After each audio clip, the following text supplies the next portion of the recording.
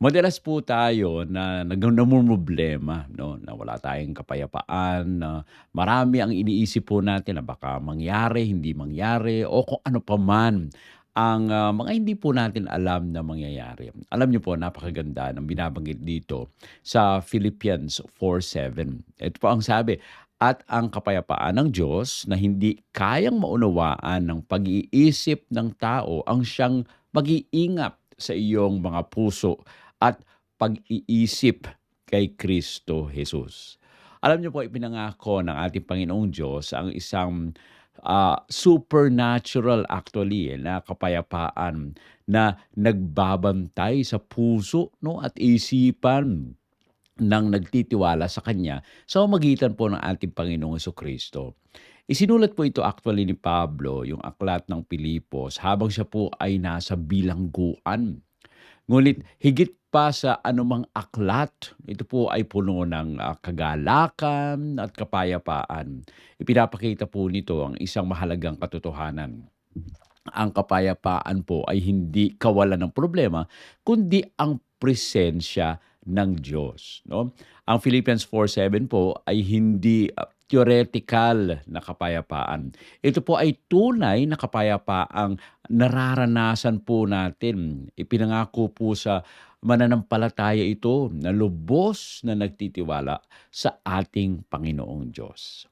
Ang sabi po sa Ministry of Healing, page 247, "Walang anumang bagay ang makapagdudulot ng tunay na kapayapaan kundi ang pakiramdam ng presensya ng Diyos." Kaya kung gusto niyo magkaroon ng kapayapaan, kailangan po natin na lumapit palagi sa ating Panginoon. Dahil hindi po makukuha ang kapayapaan sa magitan po ng mga material na bagay dito sa mundo.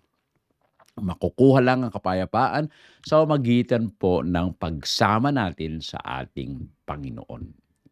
Ulitin po natin yung ating pong teksto, 'no? Sabi po dito, Philippians 4:7, "And the peace of God, which passeth all understanding, shall keep your hearts and minds through Christ Jesus." Ulitin po natin, 'no? At atin pong ilagay na sa ating pong mga notebooks at masaulo po natin for this whole day. Philippians 4:7, "And the peace of God, which passeth all understanding, shall keep your hearts and minds through Christ Jesus." Napakaganda po nitong teksto po na ito, na magkakaroon tayo ng kapayapaan, hindi sa sarili po natin, kundi sa pamamagitan ng ating Panginoon. Now, meron po tayong 5 points na ating pong pagbubulay-bulayan sa umaga pong ito mula po dito sa ating pong text. No? Ang sabi po dito, peace. Yan. Peace po ang gagamitin po natin. P-E-A-C-E. Since kapayapaan, since peace ang nais natin sa ating pong buhay. Yung letter P, first point, peace comes from God. Ang kapayapaan po ay galing po sa ating Panginoong Diyos, no? Ito ay katotohanan na dapat po nating maintindihan.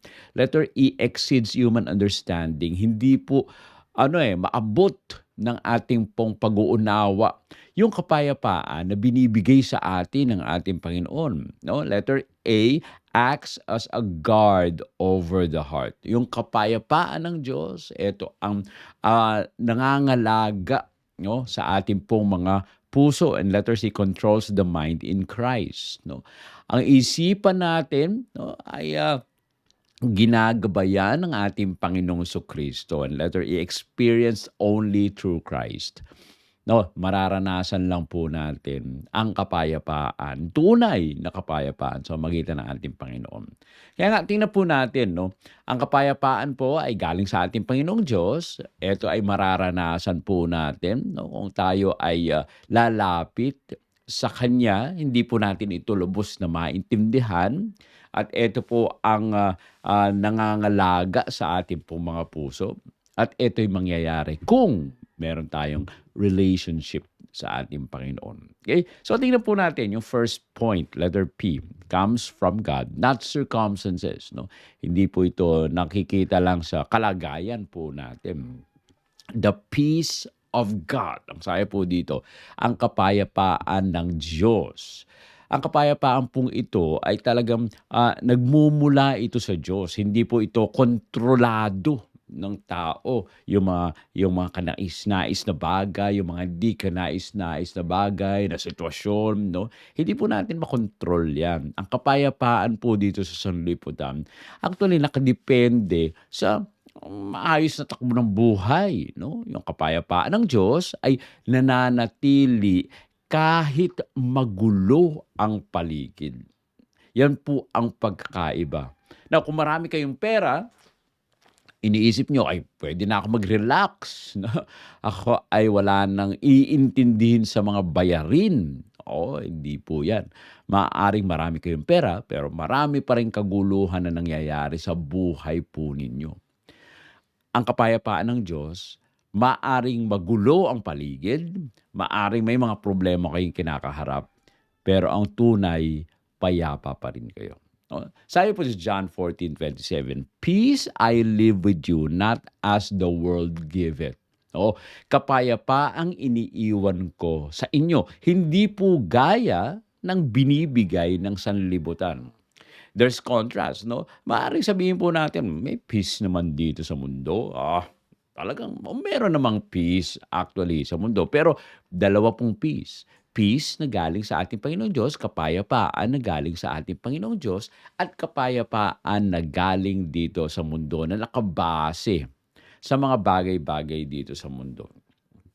Na maaaring sabihin po, mararanasan mo, pero hindi po ito yung lubos na kapayapaan.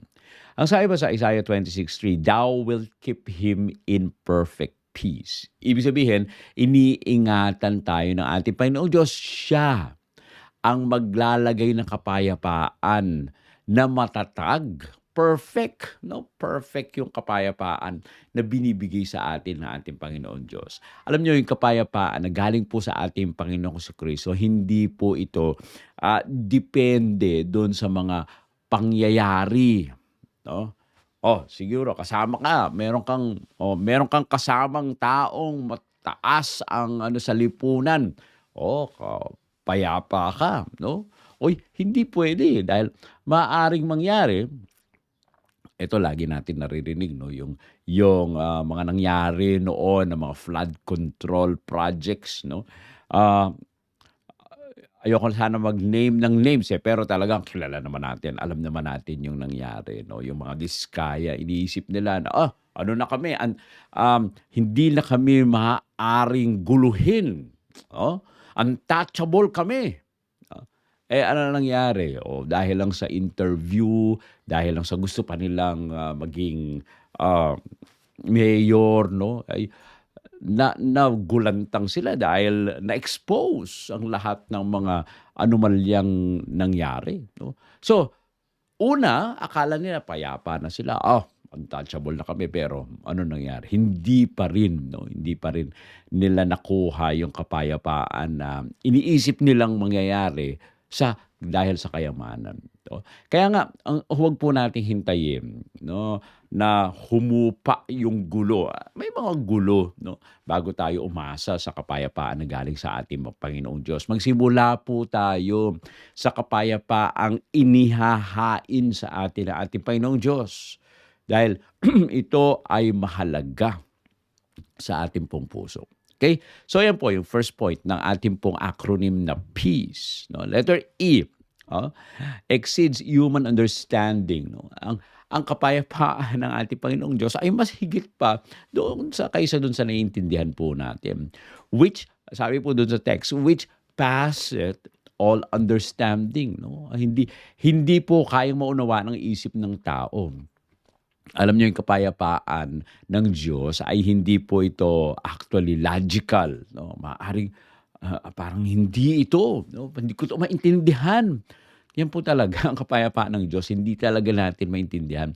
Nararamdaman lang po natin yan dahil ang Panginoon ang nagbibigay sa atin. Binibigyan tayo ng katahimikan, 'no. Sa gitna po ng krisis na nararanasan natin, pahinga po ang ating pong nararanasan kahit wala po tayong katiyakan sa buhay po natin, 'no, at pag-asa kahit pa tayo po ay may sakit na parang hindi na gagaling. maaaring hindi po natin maunawaan ang mga bagay na ito, ngunit tayo po ay pinapanatili na payapa ng ating Panginoong Diyos. Sabi po sa Psalm 46:10, "Be still and know that I am God." No? Tumahimik daw tayo at alamin po natin na ang Diyos ay ang Diyos. No? Siya po ang gagabay sa atin.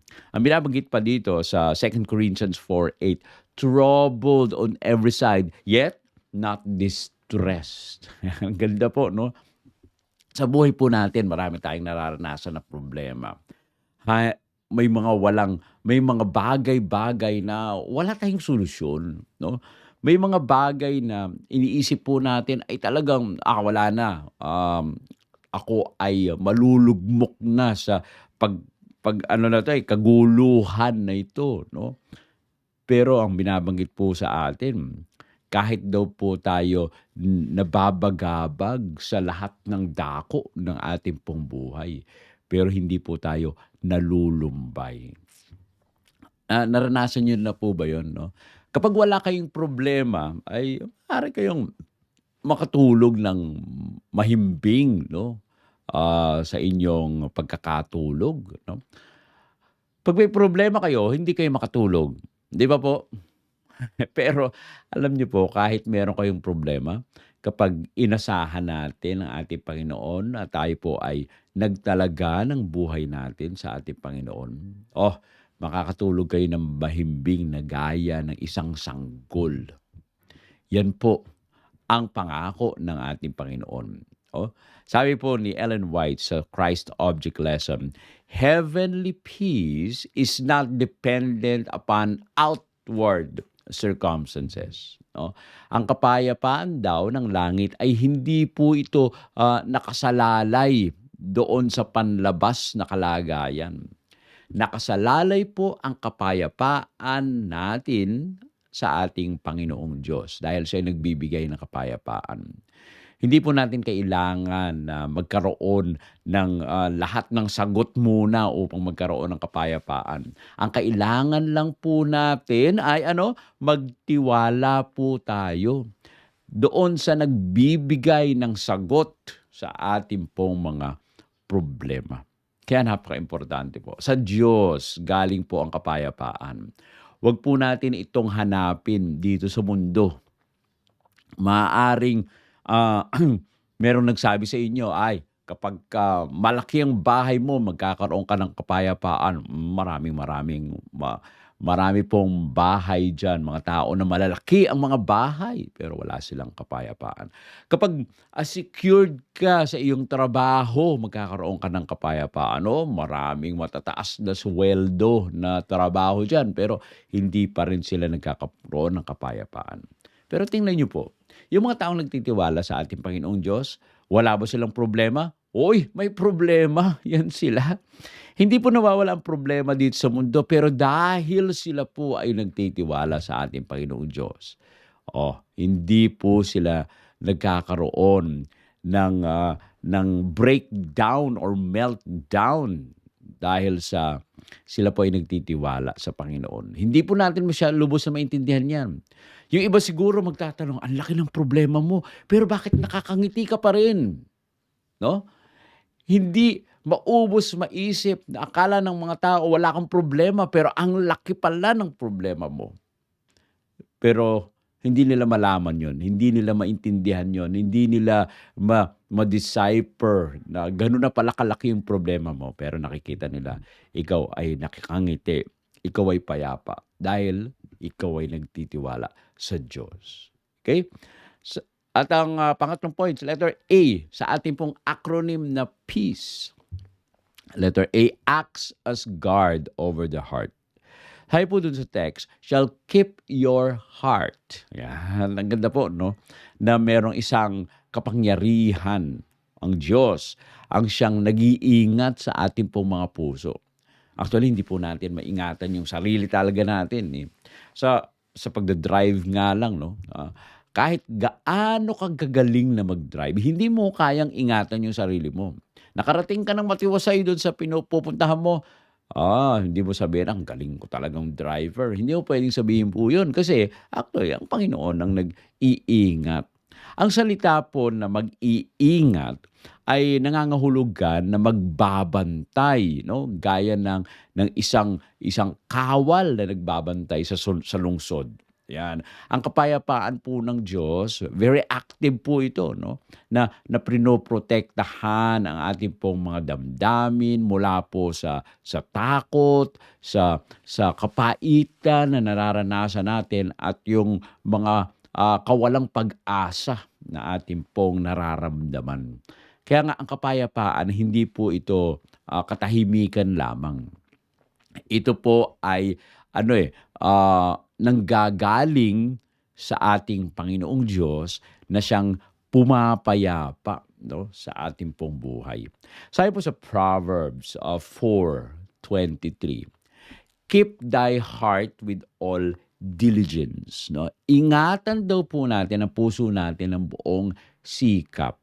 Now, bakit po natin kailangan actually ano 'yan, may mga time na iniisip po natin, eto 'pag ako ay, kasama itong tao na ito, payapa ako because I depend on him, 'yan. Kaya lang kapag tayo po ay, dumepende sa tao, hindi po natin, lubos na makikita ang, kapayapaan dahil sa maaari na, bumagsak o madapa yung tao na yun, oh. Kaya nga pinapaiwas sa atin, katulad ng kung tayo nasa simbahan, nag-idolize tayo, "Ay, hinahangaan ko yung pastor na yan," 'no. At talagang, tayo ay umaasa dun sa pastor o sa elder 'no. Pero 'wag po. Ang kailangan natin ay umasa tayo sa ating Panginoong Diyos 'no. Ingatan po natin ang ating puso na 'wag umasa sa mga tao o mga bagay o mga sitwasyon sa paligid po natin, kundi umasa lang tayo sa ating Panginoong Diyos. Dahil kapag tayo ay umasa sa ating Panginoong Diyos, walang pagkakamali diyan 'no. Walang walang episodes ng tinatawag natin na, "Oops!" Yung mga ganyang episode na parang, "Ay, naku, sayang nagkamali ako." Kailangan po tayo umasa sa ating Panginoon. Sabi po sa Psalm 112:7, "He shall not be afraid of evil tidings," 'no. Kapag daw umasa tayo sa ating Panginoon, hindi po tayo matatakot sa mga masasamang mga balita, mga masasamang mga pangyayari. Dahil ang ating Panginoon, siya ang hahawak sa atin. Sa Testimonies Volume 5, page 513, ito pa ang sabi, "God's peace stands guard over the heart when the enemy attacks." Napakaganda po 'no. Ang kapayapaan daw po ng Diyos ang nagbabantay sa puso natin kapag umaatake na ang kaaway. Minsan talaga ay, minsan ang tugon natin kapagka nagiging problema na, retreat 'no, tayo po ay, umaatras, atras, atras 'no. Pero kapag tayo ay, nasa ating Panginoon, walang retreat. Dahil ang ating Panginoon ang siyang patuloy na magbibigay ng kapayapaan, tutulong sa atin at magbabantay sa atin. Hayaan po natin ang kapayapaan ng Diyos ang magbantay sa ating pong mga puso 'no. Bago pa pumasok ang mga kabalisahan, ang mga, pinapahintulutan po natin kasi pumasok sa puso natin, ito ang, maaaring maglugmok sa atin o magbigay sa atin ng kapayapaan, okay. Kaya isipin po natin, let us guard our hearts 'no, kung ano yung pinapapasok po natin o yung inilalaman natin sa ating pong mga isipan. At ang fourth point 4 ay po dito, C, controls the mind in Christ. And minds through Christ. No, yan po ang binabanggit po dito sa ating pong talata, ang iyong mga isipan kay Kristo. Hindi po lamang puso ang binabantayan, pati na rin yung isipan. Ang ating pong mga kaisipan kasi, minsan nandyan yung mga pangamba at nandyan rin yung mga imahinasyon po natin. Kay Kristo po, napapalitan ang mga balisang kaisipan po natin ng matibay, no, na pagtitiwala. Yung kapayapaan na iniisip po natin ay nagiging posible kapag tayo po ay nakasentro sa ating Panginoong Kristo. So, tanungin ko kayo, ano ang laman ng isipan ninyo palagi? Kaya dapat tingnan po ninyo yan. Ano bang laman? Sabi po sa Romans 8:6, to be spiritually minded is life and peace. Ang ganda po, no? Ang isipan daw pong espiritual. Kapag pinupuno po natin ang ating isipan ng mga salita mula sa banal na kasulatan, ang buhay po natin ay may kapayapaan.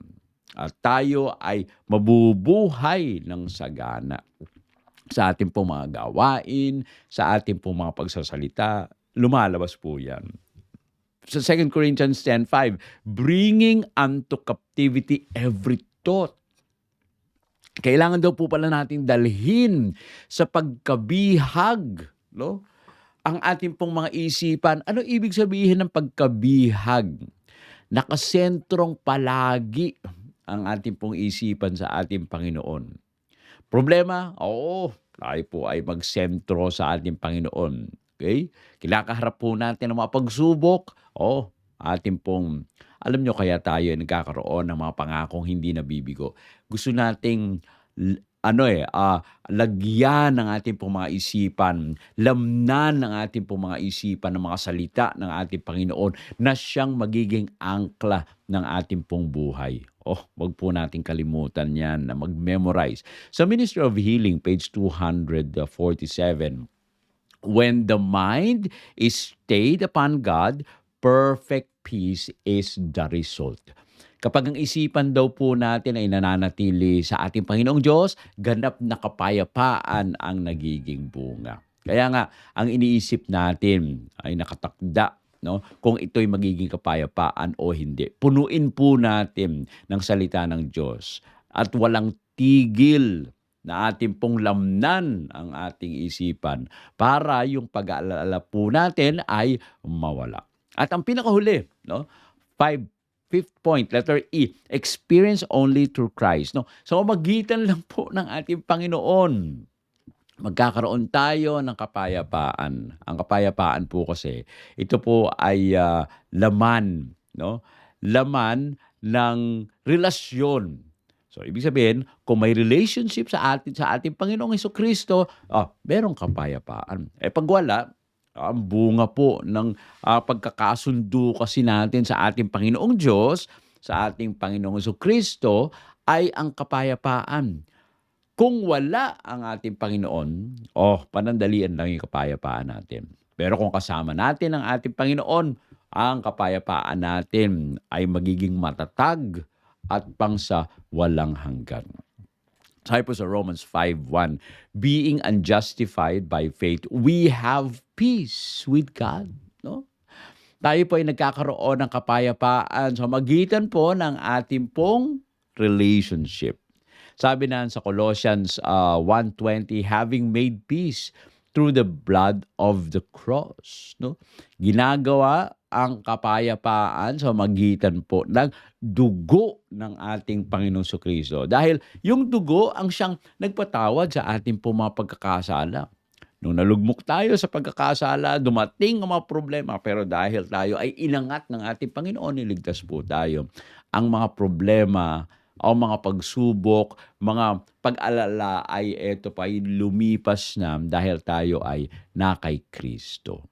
Okay? Kaya nga kay Kristo po lamang nakakamtan ng ating pong kaluluwa, ng ating pong buhay, ang tunay na pahinga at kapayapaan. Kung nawawala ang kapayapaan, suriin po natin ang ating pong ugnayan sa ating Panginoon. Minsan nakikita po natin, "Uy, maglolobat na ako, lolobat na ako," 'no? Tayo tayo minsan ay nag-aalala at saka tayo po ay natataranta, 'no? At hahanap tayo ng charger at saka magsasaksak. Kung gano'n lamang po siguro yung ating pong, pagmamadali para para makonekta sa ating Panginoon, oh, ang ganda sana. Dadaloy ang kapayapaan na lubos na kapayapaan sa buhay po natin kung hindi ho natin, kinakalimutan na tayo po ay laging nakakonekta sa ating Panginoon. Kaya naman dito po sa Philippians 4:7, ang pangako po ng Diyos para sa tao na nababalisa at nag-iisip ng kabagabagan, 'no, kapayapaan mula sa ating Panginoong Diyos. Kapayapaan na minsan ay hindi natin maintindihan because, sometimes it's illogical pero binibigyan ng kapayapaan. Kapayapaan po na nagpoprotekta sa ating pong isipan. Kapayapaan na matatagpuan lamang sa ating Panginoon. Kaya naman, tandaan po natin para maalala po natin yung peace, 'no? Una, peace comes from God. Letter E, peace exceeds human understanding. Letter A, peace acts as the guard over your heart. Letter C, peace controls the mind in Christ. And P, experience only through Christ. Kaya naman, tayo po ay lubos na magtiwala sa ating Panginoon, 'no, dahil siya ang magbibigay ng kapayapaan sa atin. Isang ibon ang, mahimbing na natutulog sa puno habang nangangalit yung bagyo. Bakit? Hindi po tumitigil ang bagyo, pero dahil sa matatag yung sanga at nandun yung kanyang ina na nagko-cover sa kanila, ay nagiging payapa yung inahin. Kaya nga tayo po, maaari tayong, nasa gitna na nangangalit na bagyo ng buhay. Pero ang kapayapaan ng Diyos ang siyang humahawak sa atin. Hayaan po natin ang kapayapaan ng Diyos ang magbantay sa ating pong mga puso at sa ating isipan, ngayon at magpakailanman. Tayo po ay manalangin. Ama naming banal Diyos na nasa mga langit, nagpapasalamat po kami sa pagkakataon na kami po ay makapag-aaral muli ng inyong banal na salita. Nagpapasalamat kami sa kapayapaan na sa inyo lamang nanggagaling, na mararanasan namin sa buong maghapon na ito dahil kami ay nagtitiwala at may relasyon sa inyo. Samahan nawa po kami at patuloy na ang biyaya ninyo ang siyang mag-ingat at gumabay sa amin. Maraming salamat, Panginoon, sa patuloy na pagdinig sa aming dalangin. Sa pangalan na aming Panginoong Hesus. Amen. Amen.